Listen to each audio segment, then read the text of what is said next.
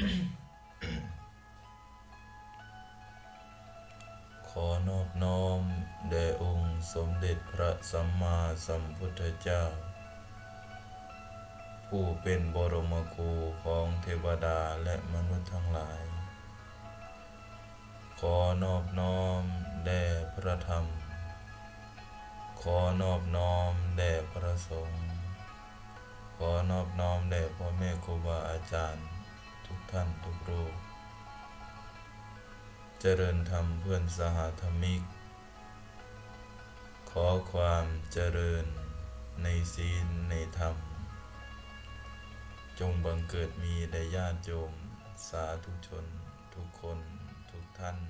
เถิด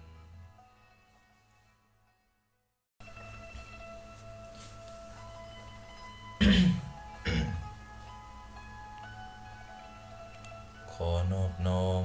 แด่องค์สมเด็จพระสัมมาสัมพุทธเจ้าผู้เป็นบรมครูของเทวดาและมนุษย์ทั้งหลายขอนอบน้อมแด่พระธรรมขอนอบน้อมแด่พระสงฆ์ขอนอบน้อมแด่พ่อแม่ครูบาอาจารย์ทุกท่านทุกรูปเจริญธรรมเพื่อนสหธรรมิกขอความเจริญในศีลในธรรมจงบังเกิดมีแด่ญาติโยมสาธุชนทุกคนทุกท่านเถิดเป็นมนุษย์เป็นได้เพราะใจสูงประหนึ่งยุงมีดีที่แววขนถ้าใจต่ำเป็นได้แต่เพียงคนย่อมเสียทนที่เกิดมาใจสะอาดใจสว่างใจสงบถ้ามีครบควรเรียกมนุษย์สาเพราะทำถูกพูดถูกทุกเวลาเปรมปรีดาทุกคืนวันสุขสันต์จริงใจสกปรกมืดมัวและร้อนเร่าใครมีเข้าควรเรียกว่าผีสิงเพราะพูดผิดทำผิดจิตประวิงแต่ในสิ่งนำตรัวกู้อบายคิดดูเถิดถ้าใครไม่อยากตกจงรีบยกใจตนรีบขวนขวายให้ใจสูงเสียได้ก่อนตัวตายก็สมหมายที่เกิดมาอย่าเชือนเอ่ย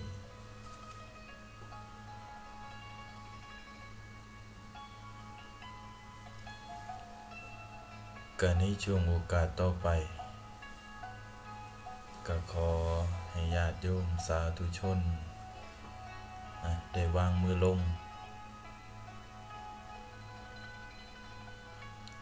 ต่อไปก็สิได้เข้าสู่การบรรยายธรรมเป็นประจำกับของทางสำนักปฏิบัติธรรมสวนธรรมป่าไผ่หรือว่าของวัดโน่นสมพรเพชรบูรณ์ในประจำทุกวันพระ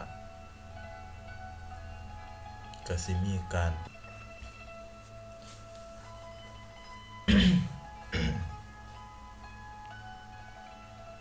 ขอนอบน้อมแด่องค์สมเด็จพระสัมมาสัมพุทธเจ้าผู้เป็นบรมครูของเทวดาและมนุษย์ทั้งหลายขอนอบน้อมแด่พระธรรมขอนอบน้อมแด่พระสงฆ์ขอนอบน้อมแด่พ่อแม่ครูบาอาจารย์ทุกท่านทุกรูปเจริญธรรมเพื่อนสหธรรมิกขอความเจริญในศีลในธรรมจงบังเกิดมีแด่ญาติโยมสาธุชนทุกคนทุกท่านเถิด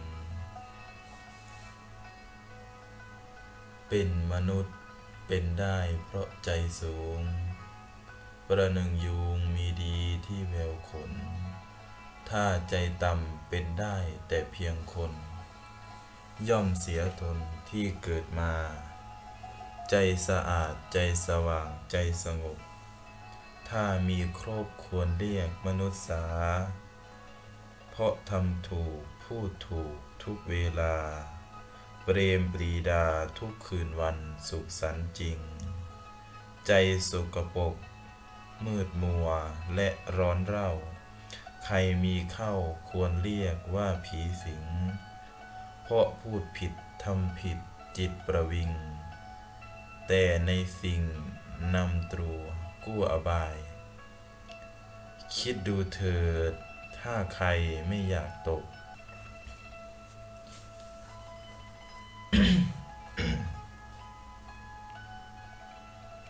ขอนอบน้อมแด่องค์สมเด็จพระสัมมาสัมพุทธเจ้า ผู้เป็นบรมครูของเทวดาและมนุษย์ทั้งหลาย ขอนอบน้อมแด่พระธรรม ขอนอบน้อมแด่พระสงฆ์ขอนอบน้อมแด่พ่อแม่ครูบาอาจารย์ทุกท่านทุกรูป เจริญธรรมเพื่อนสหธรรมิก ขอความเจริญในศีลในธรรม จงบังเกิดมีแด่ญาติโยมสาธุชนทุกคนทุกท่านเถิดเป็นมนุษย์เป็นได้เพราะใจสูง ประหนึ่งยุงมีดีที่แววขน ถ้าใจต่ำเป็นได้แต่เพียงคน ย่อมเสียตนที่เกิดมา ใจสะอาดใจสว่างใจสงบ ถ้ามีครบควรเรียกมนุษย์สา เพราะทำถูกพูดถูกทุกเวลา เปรมปรีดาทุกคืนวันสุขสันต์จริง ใจสกปรกมืดมัวและร้อนเร่า ใครมีเข้าควรเรียกว่าผีสิง เพราะพูดผิดทำผิดจิตประวิง แต่ในสิ่งนำตรัวกู้อบาย คิดดูเถิดถ้าใครไม่อยากตก จงรีบยกใจตนรีบขวนขวาย ให้ใจสูงเสียได้ก่อนตัวตาย ก็สมหมายที่เกิดมาอย่าเชือนเอ่ย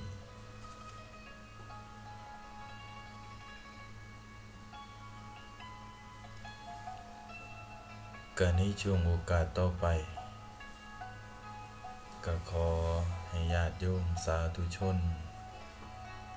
ได้วางมือลง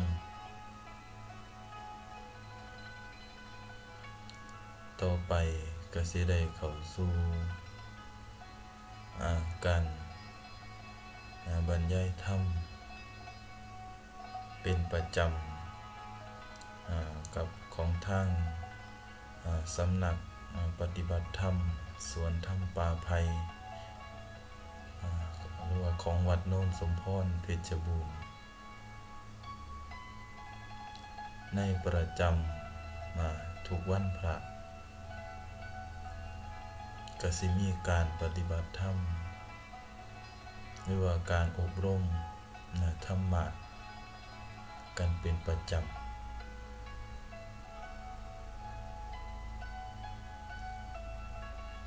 เพื่อขัดเกลาร่างกายแล้วก็จิตใจของญาติโยมสาธุชนทั้งหลายให้ได้ใสสะอาดปราศจากความมิจฉาทิฏฐิความบ่ดีบ่งาม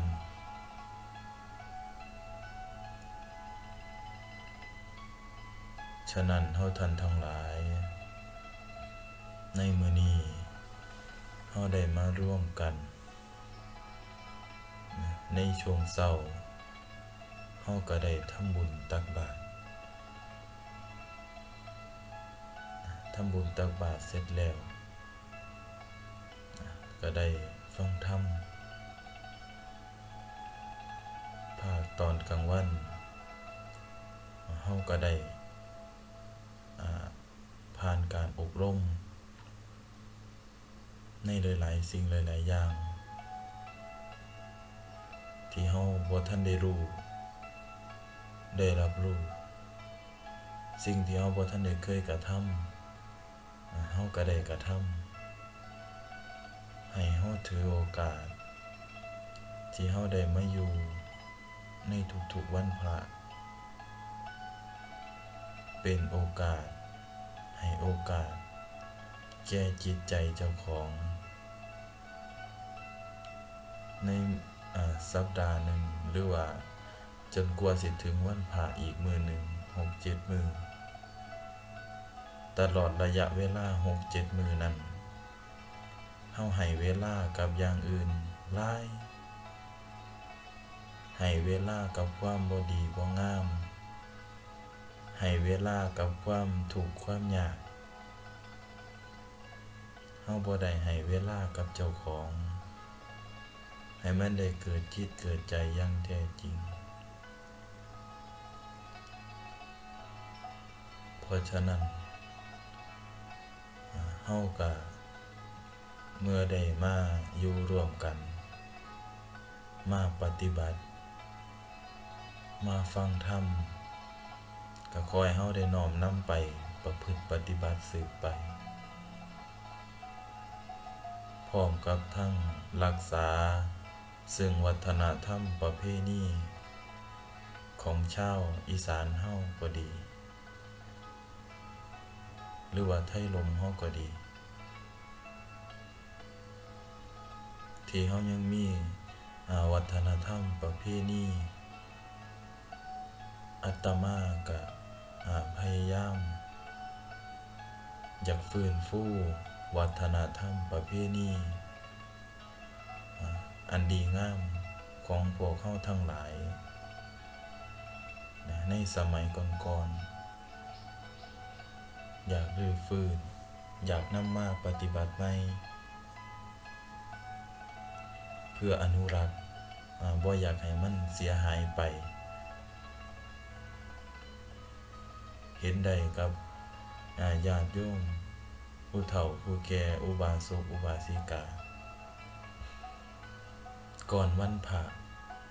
หรือว่าก่อน8 ค่ำก็ดี15 ค่ำก็ดีได้มาหยิบขันหมากเบ่งหรือว่าเฮ็ดใบสีบูชาทุกวันพระอาตมาก็มีความชื่นชมแล้วก็ยินดีแล้วก็ดีใจที่อย่างน้อยก็ยังมีคนกระตือรือร้นระลึกแล้วก็นึกถึงรักษาเหตุรักษาข้องรักษาวัฒนธรรมประเพณีเพราะฉะนั้นการที่เฮาย่างก้าวเข้ามาสู่การปฏิบัติแล้วเฮาเข้ามาก็เฮ็ดให้เฮาเฮ็ดจิตเฮ็ดใจให้มันสมกับเป็นผู้ที่เป็นนักปฏิบัติอย่างแท้จริงบ่แม่นมาแล้วมาเล่นมาหัวเฮาอย่าใส่เวลาให้มันเสียถิ่มการที่เฮาได้เข้ามาอยู่ได้มาร่วมกันอบรมธรรมะก็ดีบรรยายในภาคต่างๆก็ดีถือว่าเป็นเวลาที่มีค่าที่มีประโยชน์ให้เฮาได้น้อมนำเข้าไปปรับปรุงไปประพฤติไปปฏิบัติ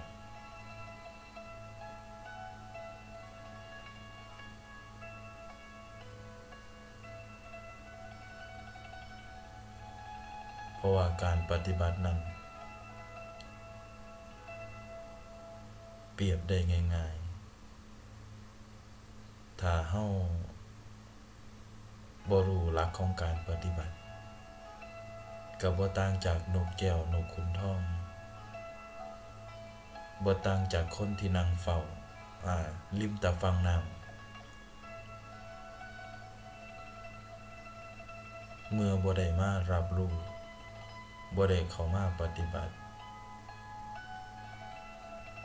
การเข้ามาปฏิบัติธรรมการปฏิบัติธรรม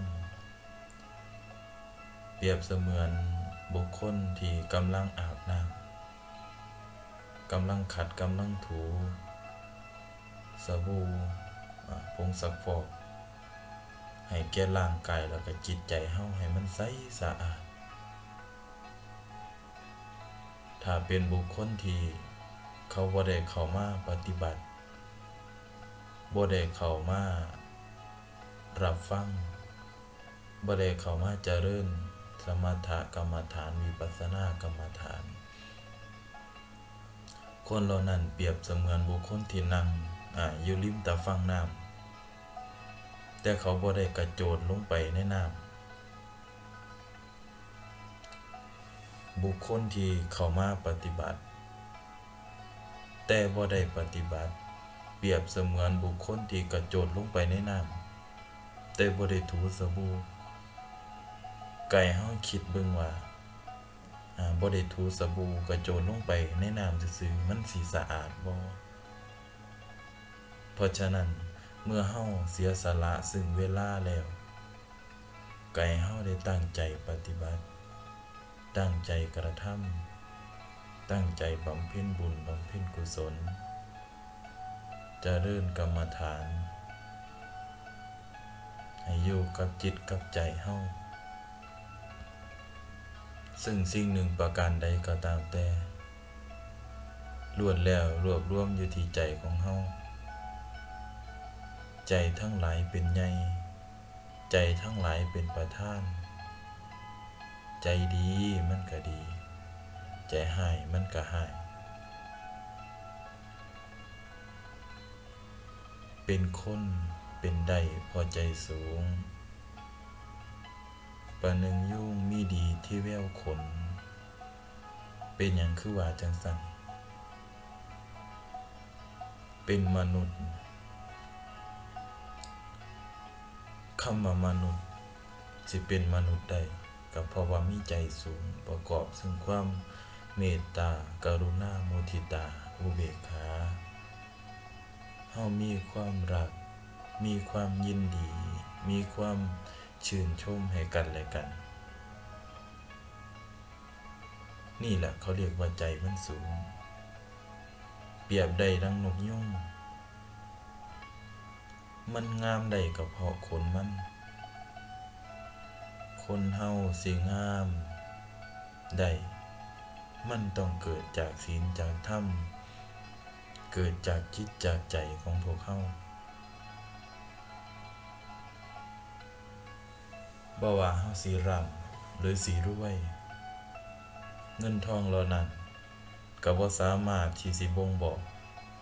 ได้ว่าบุคคลนั้นเป็นคนร่ำคนรวยบุคคลนั้นเป็นบุคคลที่จน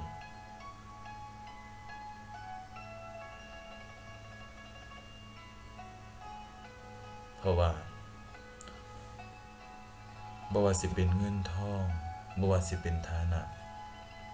บ่สามารถที่สิบ่งบอกให้กับบุคคลเหล่านั้นว่าบุคคลนี้ร่ำรวยบุคคลนี้ยากจนส่วนที่มันบ่งบอกความร่ำความรวยบ่งบอกศีลธรรมจรรยาของพวกเฮาทั้งหลายอยู่ที่ความพอใจในสิ่งที่ตนมีในสิ่งที่ตนหามาได้แต่บุคคลทั้งหลายในทุกๆมื้อนี้มักสิบ่เข้าใจมักสิคิดว่าคนร่ำคนรวยเป็นบุคคลที่มีเงินหลายบางคนบางคนที่เขาร่ำเขารวยเขาบ่ได้มีความสุขอย่างพวกเฮาดอกพวกเฮาอยู่อย่างรากหญ้าแต่ก็มีความสุขเฮาหาได้100เฮาอยู่ได้แต่บุคคลที่เขามีหน้าที่ที่เขามีธุรกิจได้มื้อละ100เขาอยู่บ่ได้เพราะฉะนั้นความร่ำความรวยมันต่างกันอยู่ที่ความพอใจ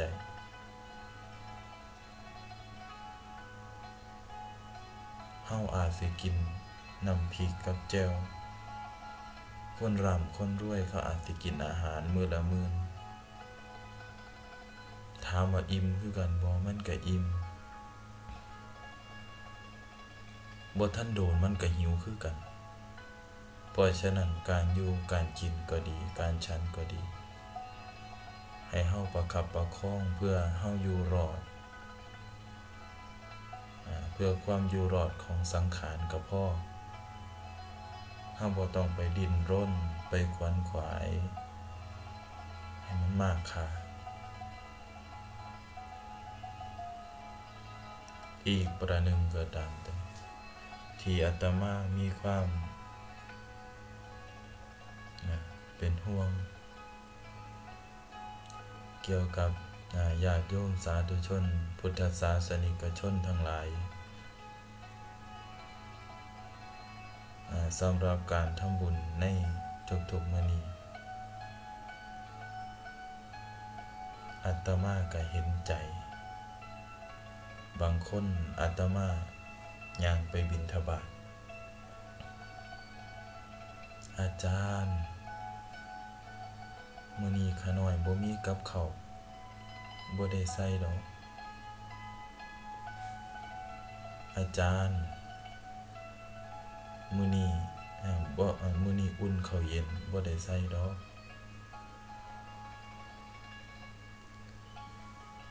การที่เฮาที่สิตั้งใจทำบุญให้ทานก็ตามแต่ถึงสิ่งของเรานั้นมันอาจสิบ่ได้เลิศหรูบ่ได้อลังการแต่คันถ้าเกิดว่าเฮาเนี่ยทานด้วยใจจริงทานแล้วบ่ได้คิดนำสิ่งเหล่านั้นถือว่าเป็นทานอันเลิศอาตมาบ่อยากให้เฮาเนี่ยไปยึดติดในที่ตรงนั้นจังได๋ก็อยู่ได้เฮามีข้าวเฮาก็ใส่แต่ข้าวเฮามีกับเฮาก็ใส่แต่กับมี5 บาทใส่5 บาทมีบาทเดียวใส่บาทเดียวบ่มีบ่ต้องใส่เฮามีสิ่งใดให้เฮาใส่สิ่งนั้นถ้าเฮาใจประสงค์แล้วเฮาอย่าไปขวนไปขวายให้มันเกิดความทุกข์ความยากขันยากแล้วมันสิบ่ได้บุญเต็มที่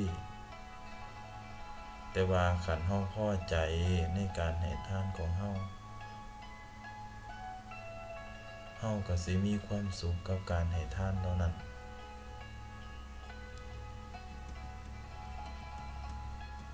เพราะว่าความสุขก็ดีหรือว่าบุญก็ดีเกิดขึ้นอยู่ที่ใจเฮามีใจนอบน้อมเฮามีใจยินดีในการให้ทานบุญเรานั้นก็สิสามารถสำเร็จบริบูรณ์สมบูรณ์ได้ 100% ให้เฮารู้จักความพอประมาณในการให้เฮามีความเมตตาต่อสรรพสัตว์ทั้งหลายเพราะว่าการที่เฮาเกิดมาเป็นมนุษย์นั้นยากแสนยากที่สิเกิดมาแล้วเฮาก็ต้องมาทนสู้ต่อปัญหาในหลายๆสิ่งหลายๆอย่างบ่ว่าสิปัญหาเรื่องปากท้องก็ดีบ่ว่าสิเป็นปัญหาในด้านครอบครัวก็ดีให้เฮายึดหลักความเมตตาความกรุณามุทิตาอุเบกขามีความเมตตาต่อลูกต่อหลานมีความเมตตาต่อเพื่อนต่อฝูง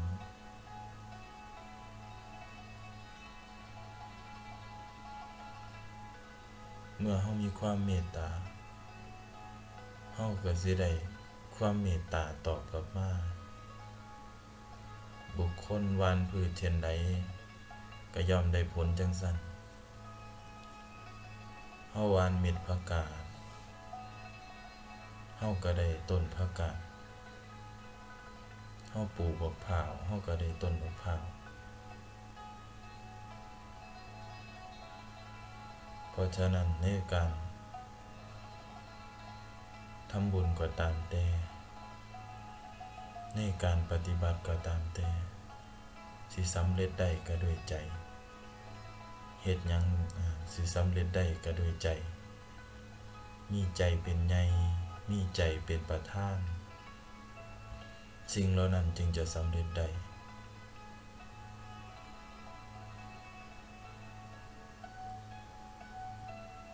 พวกเราทั้งหลายได้เข้ามาสู่ศาสนาได้มาพอพระธรรมได้มาพอพระสงฆ์ซึ่งเป็นตัวแทนหรือว่าเป็นร่องรอยของพุทธศาสนาของพระพุทธเจ้าถึงเฮาสิบ่ได้เกิดมาพอพุทธเจ้าแต่หลักธรรมของพุทธองค์ก็ยังคงอยู่เฮาก็สิได้นำมาปฏิบัติ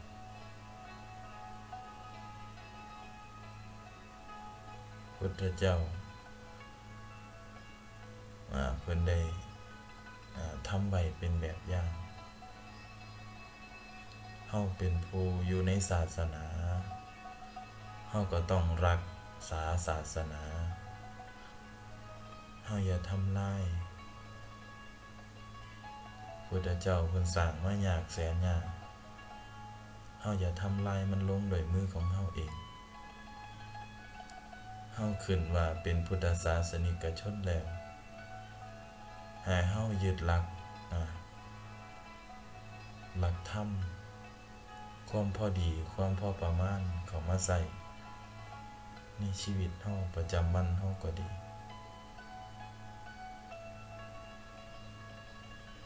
สิ่งหนึ่งประการใดก็ตามแต่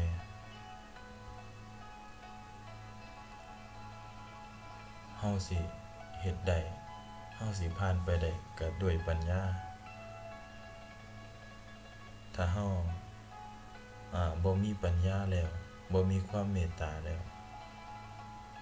อยู่น้ำเพื่อนบ้านก็อยู่ยากอยู่น้ำพี่น้ำน้องก็อยู่ยาก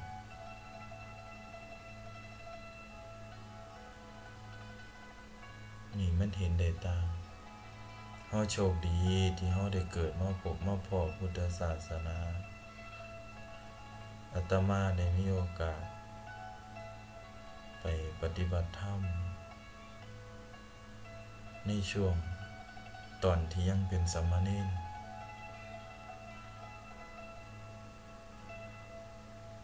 อาตมาได้จาริกไปหลายที่ทั้งเชียงใหม่เชียงรายก็ดีไปผ่านพวกที่เพิ่นบ่ได้พบได้พ้อพุทธศาสนาหรือว่าพบพ้อแต่บ่รู้หลัก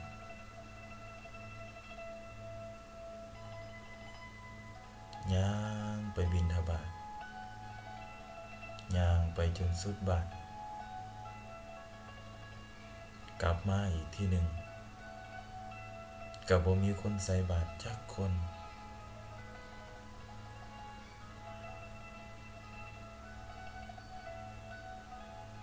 ที่แรกอาตมาก็ยังนึกคิดว่าโอ้ประเทศไทยคิดว่าเป็นเมืองพุทธแต่ธรรมะยังบ่ทันได้สอดแทรกเข้าไปบุคคลในหลายๆเรา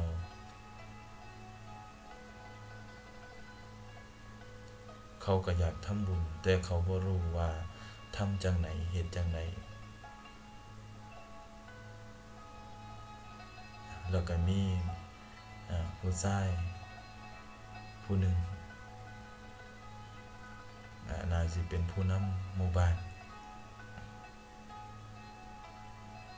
จักว่าเว้าภาษาหยังอาตมาก็บ่รู้จัก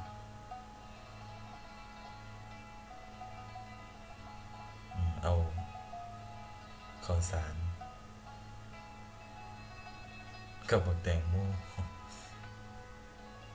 มาใส่บาตรแต่เขาบ่รู้เขายกบักแตงโมเขาบ่ทันได้มาใส่บาตรเขายกบักแตงโมมากับเขามาจักเว้าหยังอาตมาก็บ่รู้จักอาตมาก็คงคิดว่าเขาก็คงที่สิมาใส่บาตรอาตมาก็เลยพยักหน้าตอดเงาเงึกก็ฟ้าวมาใส่บาตรบ่ได้รับพรเด้ก็กลับ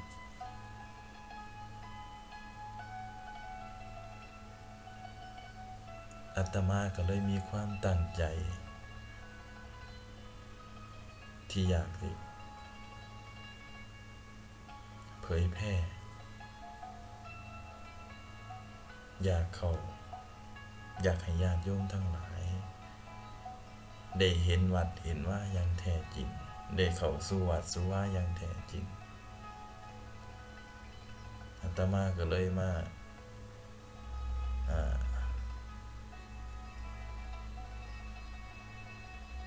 มีความตั้งใจอยากจะเผยแผ่ธรรมะคำสั่งสอนอาตมาก็จึงได้มาตั้งสำนักปฏิบัติธรรมถึงสถานที่ตรงนี้บ่ได้เป็นสถานที่ที่ใหญ่หรือว่ามโหฬารบ่แม่นสถานที่ที่สวยงามบ่แม่นสถานที่ที่น่ายินดีสะดวกสบายแต่คนทุกคนที่ได้เข้ามาสู่การปฏิบัติล้วนแล้วก็ทั้งมาด้วยใจ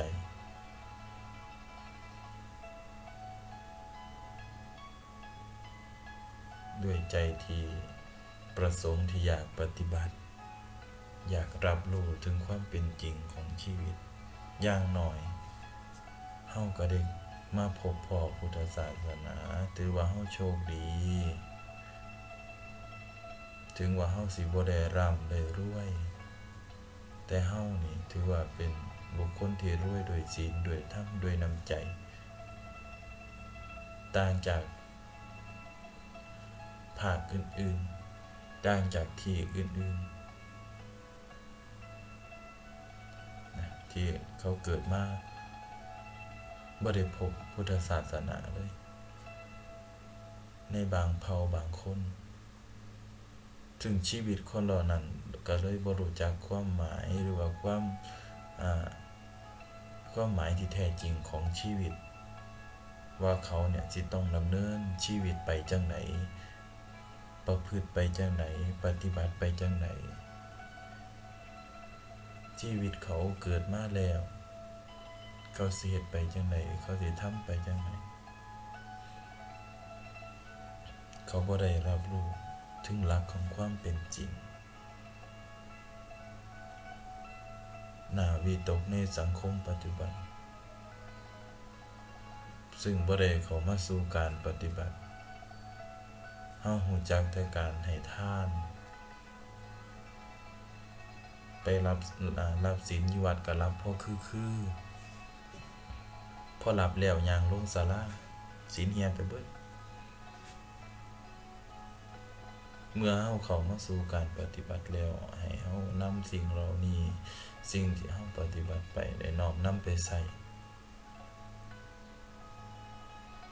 คันให้เฮาอยากให้ลูกให้หลานเว้าง่ายสอนง่ายเฮาต้องใส่หลักของความเมตตา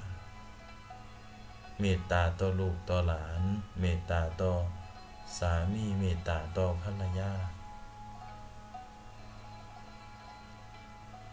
เนี่ยคือจังเฮามารักษาศีลคันเฮาออกไปเอาล่ะกลับไปบ้านเฮียนก็บ่กวาดไก่ก็ขี้ใส่เฮียนในหลายๆคนอาจสิจมสิด่าไปก็เป็นได้แต่อยากให้เฮาได้ตั้งใจเอาบุญเอากุศลที่เอาการปฏิบัติที่เฮาได้มาอบรมกัน นำไปประพฤติปฏิบัติอยู่เฮียนขันกลับไปหอดบ้านหอดเฮียนแล้วเห็นเฮียนก็บ่กวาดไก่ก็มาขี่ใส่เฮียนเฮาอย่าไปด่าไปว่าไปให้เฮาเว้าดีๆจากที่เฮาเคยด่าเคยให้เฮาก็ลองเอาศีลเอาธรรมเอาความเมตตาไปไว้ในจิตในใจข่มใจให้มันเย็นๆไว้พอไปฮอดแล้วก็วางหาบกะตาไว้โอ้ยบ่อยู่บ้านอยู่เฮียนไก่ก็พากันปล่อยให้ขี่ใส่บ้านเนาะเฒ่าเนาะผัวก็จังแม่นดีให้เมียก็จังแม่นดีให้ลูกหลานก็จังแม่นดีให้เฮียนก็บ่กวดให้เฮียนก็บ่กวดไก่ก็มาขี่ใส่เฮียนให้เฮาเว้านำเขาดีๆเฮามีผู้เป็นผู้มีศีลมีธรรมแล้วกันเฮาเว้าจังซี่เดี๋ยวเขาก็สิตกใจเลยว่าเอ้าปะโถเมียกูนี่ผัวกูนี่แม่กูนี่ตั้งแต่ใดแต่ไรมาแต่ก่อนมีแต่ด่ากับหายบัดนี้เราคือดีแท้เนาะ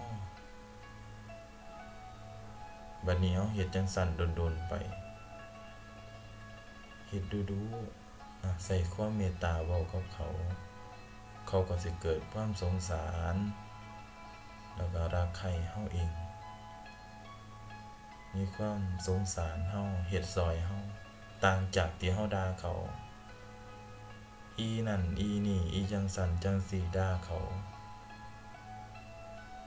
เฮามั่นใจหรือว่าเฮาด่าเขาแล้วเขาสิเฮ็ดให้เฮาบังคับเขาแล้วเขาสิเฮ็ดให้เฮ็ดอยู่แต่เฮ็ดด้วยความบ่เต็มใจเฮ็ดด้วยความคืนคมใจบัดรุ่นเขาก็บ่เฮ็ด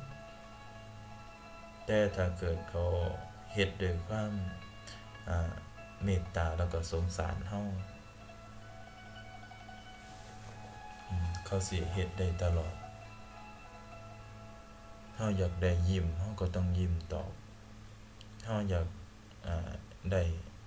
ไหว้เฮาก็ต้องไหว้ตอบ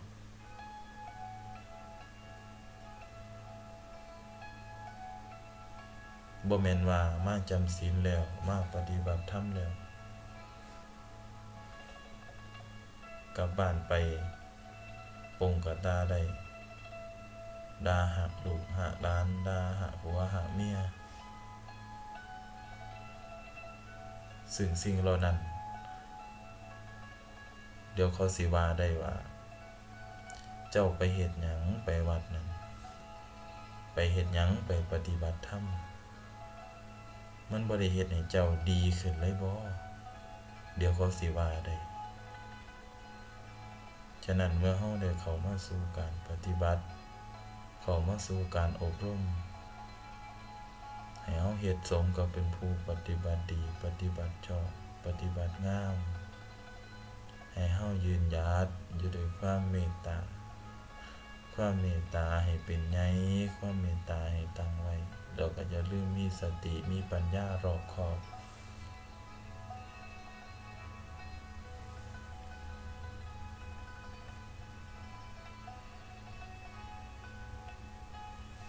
เมื่อเฮาท่านทั้งหลายได้ปฏิบัติ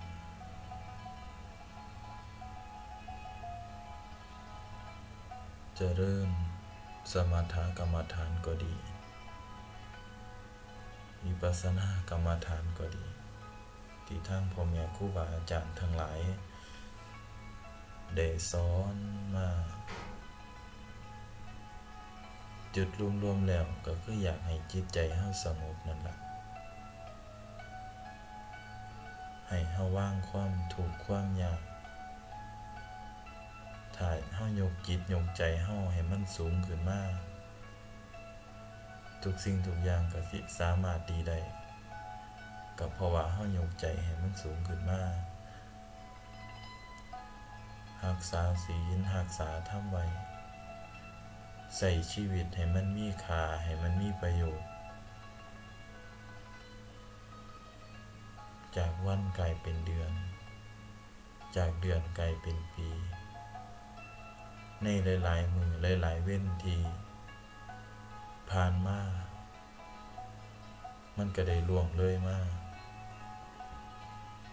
โดยที่เฮาบ่รู้ว่าความตายสิเข้ามาสู่เฮามื้อใดโดยเฮาบ่รู้เลยว่ามื้อนี้มื้ออื่นก็ดีเฮาสิตาย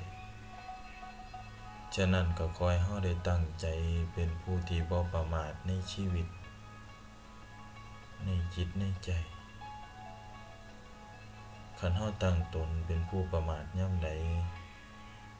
หั่นละความตายสิวิ่งเข้ามาหาเฮาบางคนอาจสิรอว่าในหลายๆคนที่เขาบ่ได้เข้ามาร่วมปฏิบัติธรรมนำญาติโยมสาธุชนทั้งหลายเขาก็ว่าเขารอให้เฒ่าให้แก่ก่อนจังสิได้มาร่วมปฏิบัตินำเฮามั่นใจได้เท่าใดที่ว่าเฮาสิต้องเฒ่าต้องแก่บางคนที่เฮาเห็นเป็นหนุ่มเป็นน้อยพระสงฆ์องค์ข้าเจ้าบุคคลอื่นๆก็ตามแต่บ่เห็นเฒ่าเห็นแก่เพิ่นก็ยังล่วงลับดับขันไปได้นับประสาหยังกับเฮามันสิกล้าเกิดมาพอ200 ปีบ่พอ100 ปีบ่ให้เฮาคิดให้เฮากะประมาณเจ้าของไว้โลดเฮาเฮ็ดปัจจุบันให้มันดีที่สุดส่วนอนาคตก็ดีหรือว่าอดีตก็ดีสิ่งเหล่านั้นเฮาบ่สามารถที่สิย้อนกลับหรือว่าไปแก้ไขกับมันได้เฮาเฮ็ดปัจจุบันให้มันดีให้มันยอดเยี่ยมเป็นแม่ที่ดีเป็นลูกที่ดีเป็นพ่อที่ดีให้กับครอบกับครัวให้เฮายืนหยัดอยู่ด้วยความพอดีพองามพอใจในสิ่งที่ตนมีที่ตนหาได้เฮาอย่าไปดิ้นรนจนให้มันเกิดความทุกข์ความยากกับความตายเพราะในอีกบ่เร็วก็ช้าความตายก็ต้องมาพากเฮาจากกันเพราะฉะนั้นบุคคลทั้งหลายสิเฮ็ดในการเกิดที่เกิดมามีประโยชน์หรือไม่นั้นอยู่ที่การเฮ็ดคุณงามความดีอยู่ที่การประพฤติการปฏิบัติ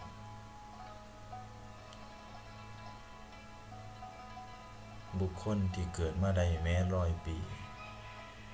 แต่บ่เคยสร้างความดีความงามบ่เคยสร้างความดีความชอบถึงแม้ว่าเขาเกิดมาก็บ่ได้มีค่ามีราคาบ่ได้มีประโยชน์อิหยังเลย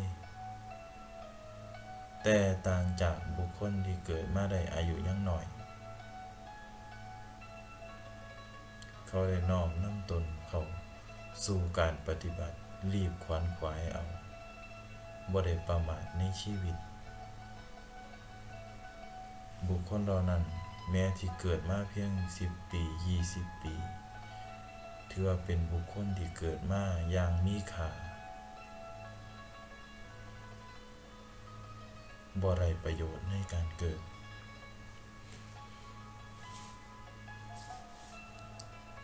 ตอนอาตมาที่ยังเป็นสามเณรในหลายๆอาตมาก็เคยได้ไปสร้างวัดอยู่หลายที่ รือว่าไปจาริกไปปฏิบัติธรรมอยู่หลายที่ก็มีคนในหลายๆคนถามว่าเนนอายุยังหน่อยเป็นอย่างคือฝ่าวไปเฮ็ดในคำตอบของอาตมาในตอนนั้นอาตมาตอบว่า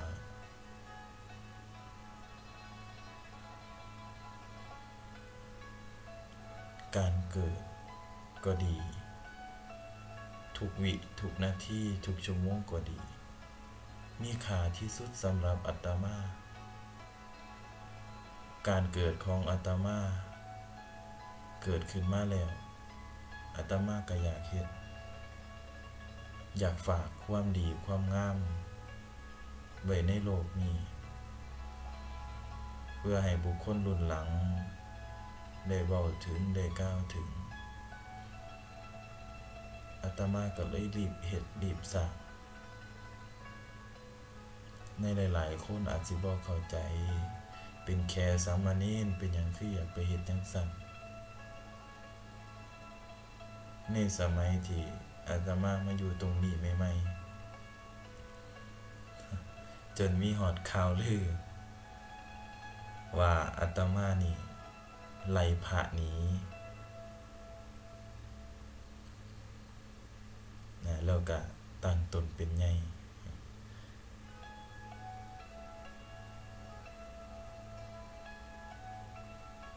ซึ่งนั่นก็เป็นข่าวลือแต่บ่มีไผรับรู้ว่าแม้แต่อาตมาเป็นเณรก็ดีหรือว่าแม้กระทั่งทุกมื้อนี้ที่อาตมาเป็นพระอาตมาก็ยังถูศาลากวาดศาลาทำงานด้วยตนเองทุกอย่างถ้าบุคคลใดที่ได้เข้ามาสัมผัสได้เข้ามารับรู้บุคคลเหล่านั้นก็สิสามารถรู้ได้ว่าอาตมาเป็นคนจังได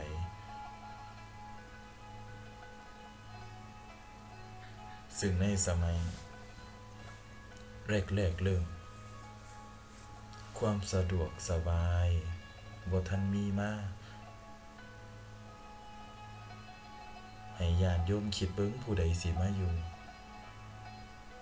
ส่วนมากคนทุกมื้อนี้ก็มีแต่อยากอยู่ดีอยากสบายอยากสะดวกอยากมีเงินใช้อาตมาเองมาอยู่ในจุดๆตรงนี้ในบางครั้งแม่ของอาตมาเองซึ่งอาตมาก็เป็นลูกชายคนเดียวของท่านแม่ของอาตมาก็มีความเป็นห่วงลูกชายย้านลูกชายบ่ได้อยู่บ่ได้กินบ่ได้ฉันทั้งข้าวสารทั้งไข่เค็มเป็นถังในสมัยแรกๆที่อาตมามาอยู่ณจุดตรงนี้ซึ่งในช่วงแรกๆถือสามารถตอบได้ว่าเป็นช่วงที่ลำบากหลายสิ่งอำนวยความสะดวกก็บ่มีบิณฑบาตก็ได้บ้างไม่ได้บ้างต่างจากทุกมื้อนี้มีศีลมีธรรมเข้ามาแล้วบุคคลที่ได้รับรู้ถึงเขาหรือว่าได้เข้าสู่การปฏิบัติได้มีศีลมีธรรมมาประกอบจิตประกอบใจเฮ็ดให้พุทธศาสนาเจริญอีกครั้งในสถานที่แห่งนี้ซึ่งในทุกๆมื้อนี้อาตมาก็หายห่วงมีพระเป็น10-20ก็สามารถที่สิอยู่กันได้ก็ย้อนว่าได้ความเมตตาย้อนว่าได้ความสมัครสมานสามัคคีจากคนในชุมชน จากทางผู้นำหมู่บ้านจากทางคณะกรรมการวัดก็ดีที่ได้ให้ความร่วมมือพยุงผนึกกำลังวัดว่าให้ได้เจริญรุ่งเรืองจึงได้กำเนิดสำนักปฏิบัติธรรมจนมาถึงทุกมื้อนี้ส่วนบุคคลที่สานต่อก็ขอให้เฮาได้ดำรงความสมถะแล้วก็เรียบง่ายของครูบาอาจารย์ซึ่งอาตมาเองก็ได้ถ่ายทอดจากครูบาอาจารย์จากพ่อแม่ครูบาอาจารย์หลายที่หลายจังหวัดมาปรับมาปรุงเพื่อให้เหมาะกับการปฏิบัติธรรมฉะนั้นเมื่อเฮาทั้งหลายได้มาอยู่ในสถานที่ตรงนี้ได้มาปฏิบัติธรรมตรงนี้ก็ขอให้เฮาคิดว่าเป็นบุญเป็นกุศลของเฮาที่ได้สร้างได้สมในชาติปางก่อนก็ดีอดีตชาติก็ดีที่เฮาได้มาร่วมกันบำเพ็ญบุญบำเพ็ญกุศลสืบมารักษาซึ่งวัฒนธรรมประเพณีไว้ให้ถึงชั่วลูกชั่วหลานให้ญาติโยมพ่อแม่ชาวบ้านเฮาก็ดีนักปฏิบัติธรรมก็ดีให้เฮาเป็นพ่อพิมพ์เป็นแม่พิมพ์ที่ดีของลูกของหลานเปรียบได้คือยังพิมพ์รอเสารอปูนถ้าพิมพ์มันดีเฮาแกะออกมามันก็สิสวยงามถ้าพิมพ์มันบ่ดีแกะออกมามันก็มีแหว่งมีโหว่ลูกหลานเฮาสิดีได้ก็เพราะเฮาเองเฮาอยู่กับศีลกับธรรมอยู่กับวัดกับว่าได้มาเปิดเผยได้มาปฏิบัตินำสิ่งที่เฮารับรู้นั้นไปถ่ายทอดสู่ลูกสู่หลานส่วนลูกส่วนหลาน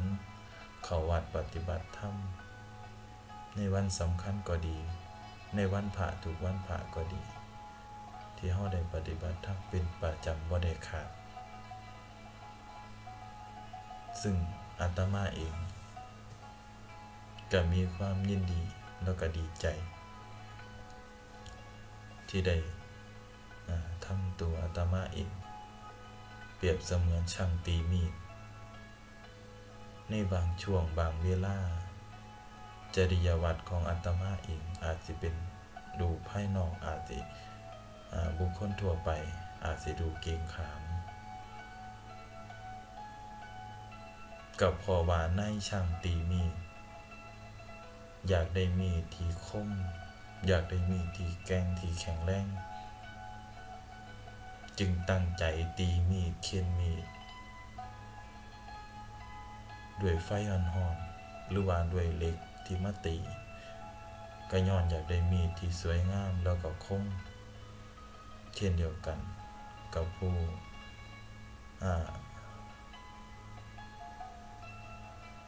นำการสอนหรือว่าการอบรมพ่อแม่ครูบาอาจารย์ทั้งหลายที่ท่านได้เคี่ยวเข็นที่ท่านได้อบรมสั่งสอนหรือว่าได้พูดในบางครั้งล้วนแล้วก็อยากให้ศิษย์ทั้งหลายอยากให้ญาติโยมทั้งหลายได้เป็นมีดที่ดีได้เป็นมีดที่เขาสามารถที่สิไปเฮ็ดอิหยังในหลายๆสิ่งหลายๆอย่างก็ได้โดยบ่จำกัดถ้าเป็นมีดที่เขาแล้วก็สิสะท้อนมาถึงครู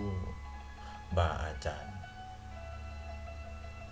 เจ้าได้ไปปฏิบัติมาจากไสน้อแม่ใหญ่เอ้ยเจ้าคือเรียบร้อยเจ้าคือยิ้มแย้มดีแท้เพิ่นก็สิได้ถามนี่ล่ะผลกระทบแล้วก็ผลตอบรับของการปฏิบัติก็คือมีดเฮาถามพ่อค้าขายมีดว่าของสร้างใดนี่ สร้างนั่นสร้างนี่จังดีก็เช่นเดียวกันเฮาถามหาสร้างตีมีดนายช่างตีมีดเขาก็อยากให้มีดของเขาเอาเฮ็ดออกมาแล้วเป็นมีดที่ดีมีดที่มีคุณภาพตัวอาตมาเองก็คือกันอยากให้มีดของอาตมาเป็นมีดที่คมมีดที่เข้ามีดที่ผ่านมืออาตมาแล้วหรือว่าบุคคลที่ผ่านอาตมาได้อบรมได้พาปฏิบัติแล้วว่ามีดเหล่านั้นสิไปฟันไม่แก่นไม่แข็งปานใดหรือว่าเฮาไปพ้อความทุกข์ความยากปานใดก็สิมีความเมตตามีสติแล้วก็มีปัญญานึกคิดได้หรือว่ามีดก็สามารถฟันเข้าไม่ได้ทุกต้นทุกลำเปรียบดังชีวิตเฮาบุคคลที่มีธรรมะหรือว่าผ่านการปฏิบัติก็สิสามารถบากบั่นสามารถที่สิผ่านสิ่งที่บ่ดีไปได้เช่นเดียวกันกับมีดที่นายช่างตั้งใจฉะนั้นในวันนี้การปฏิบัติของพวกเราท่านทั้งหลายได้ล่วงเลยมาเป็นเวลานานพอสมควรแล้วอาตมาก็ขออำนวยอวยชัยคุณพระศรีรัตนตรัยจงประสิทธิ์ประสาทพรให้ท่านทั้งหลายจงเจริญด้วยอายุวรรนะสุขะภละธนสารสมบัติทุกสิ่งทุกโอกาสยึดหลักความเมตตากรุณามุทิตาอุเบกขามีสติได้ปัญญาทุกคนทุกท่านเถิด